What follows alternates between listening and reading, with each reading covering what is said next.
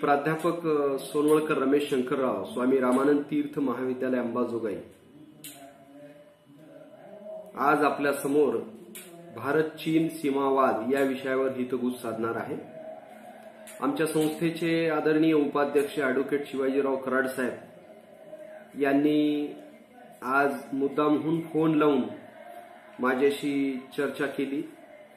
वैयक्तिक ख्यालीखुशाली विचारत त्यांनी भारत आणि चीन यांच्या सीमावादावर बरेच औत्सुक्याचे प्रश्न विचारले आणि बरीचशी माहिती सुद्धा त्यांच्याकडनं मला ऐकायला मिळाली। आणि त्यांनी सांगितलं की या प्रश्नावर तुम्ही थोडासा लेख लिहा किंवा काहीतरी व्हिडिओ शेअर करा, त्याच्यात जास्त आम्हाला आनंद वाटेल। मी लगेच ते मान्य केलं आणि भारत चीन सीमावाद जो आहे तो थोडक्यात आपल्या समोर या ठिकाणी चर्चेच्या माध्यमातून समजून घ्यायचा आणि सांगायचा मी प्रयत्न करणार आहे। मागच्या 15 जूनला भारत आणि चीन यांच्यामध्ये गलवान खोऱ्यात मोठ्या प्रमाणावर चकमक झाली हे आपल्या सर्वांना माहीत आहे। यामध्ये भारतीय लष्कराचे एक अधिकारी आणि 20 सैनिक यांचा मृत्यू झाल्याची माहिती आपल्या लष्कराकडून देण्यात आली होती। तसं तर गेल्या काही वर्षांमध्ये भारत आणि चीन सीमेवर या वेगवेगळ्या ठिकाणी तणावाचं वातावरण आपल्याला दिसून येतं। भारत आणि चीन यांच्यात हा जो वाद उफळून येतो आहे तर याची पार्श्वभूमी आपण लक्षात घेण्याची आवश्यकता आहे। मागच्या आठवड्यामध्ये लडाखच्या पूर्व भागातल्या म्हणजे पेंगॉंग सो नावाचा जो तलाव आहे त्या तलावामध्ये चीनने आपल्या गस्ती नौका वाढवल्या होत्या। लडाखमधल्या प्रत्यक्ष नियंत्रण रेषेजवळचा हा परिसर आहे।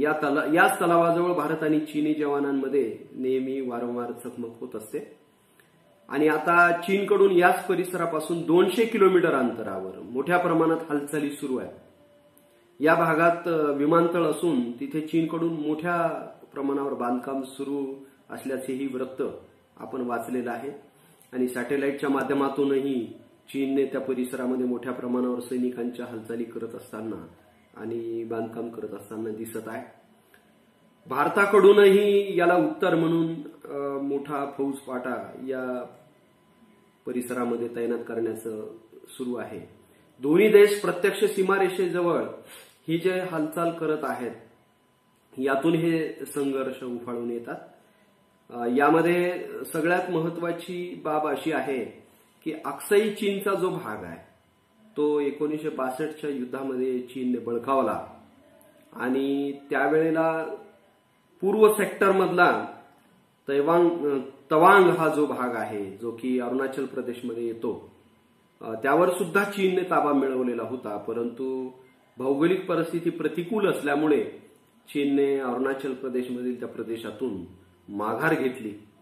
परंतु पश्चिम सेक्टरमधला अक्साई चीन असेल की पूर्व सेक्टरमधलं हे तवांग असेल, या दोन्ही प्रदेशावर ताबा सांगण्यावरून चीन नेहमी भारताशी कुरबुरी करत असतो आणि भारताचं म्हणणं आहे की अक्साई चीन मधला गलवान खोऱ्याजवळचा जो भाग आहे त्या भागामध्ये चीनी सैन्य हे मोठ्या प्रमाणावर त्या ठिकाणी तळ ठोकून असतं आणि मोठ्या प्रमाणावर तिथे बांधकाम चीनच्या बाजूने झालेलं आहे।